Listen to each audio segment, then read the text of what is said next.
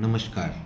जय जगन्नाथ। आइए मेरे साथ मेरे इस चैनल इंजीनियर सुब्रत दास में आपका स्वागत है। आज हम लोग एस्ट्रोलॉजी के क्लास 5 में चलते हैं और आज हम लोग चर्चा करेंगे कुंडलियों के कितने प्रकार के होते हैं।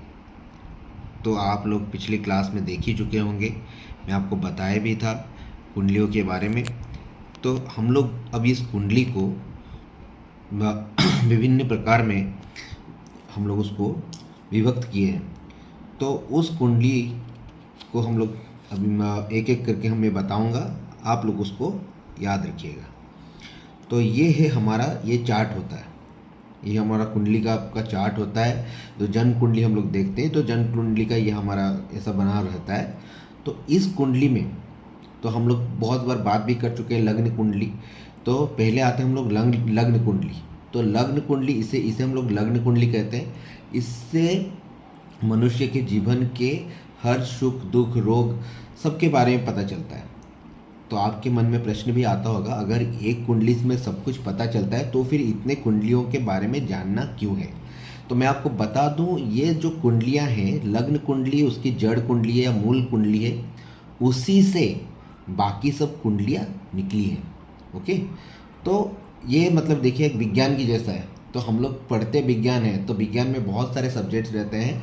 जैसे हम लोग कहते हैं साइंस विज्ञान को, लेकिन बहुत सारे सब्जेक्ट रहते हैं, फिजिक्स केमिस्ट्री बायोलॉजी।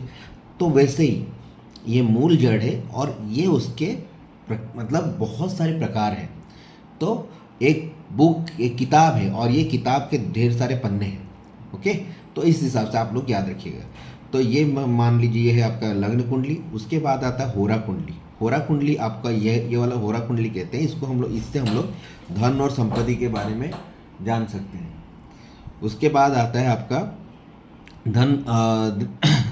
द्विष्काण कुंडली। द्विष्काण कुंडली से हम लोग भातृ सुख के बारे में पता चल सकेगा और इससे हम लोग भाई बहन के बारे में सब कुछ जान सकेंगे। और इसके बारे में बहुत सारा चीज़ उसमें जानना है, तो आपको मुख्यतः इस कुंडली को देखना पड़ेगा। उसके बाद आता है सप्तांश कुंडली। सप्तांश कुंडली से हम लोग संतान सुख, संतान कैसी होगी उसके बारे में जानेंगे। उसके बाद आता है हमारा नवांश कुंडली। नवांश कुंडली में आप अपने स्त्री सुख, दाम्पत्य या विवाह के बारे में ये सब चीज़ के बारे में आप जान सकेंगे। ओके, उसके बाद आता है नवांश कुंडली। उसके बाद आता है अपना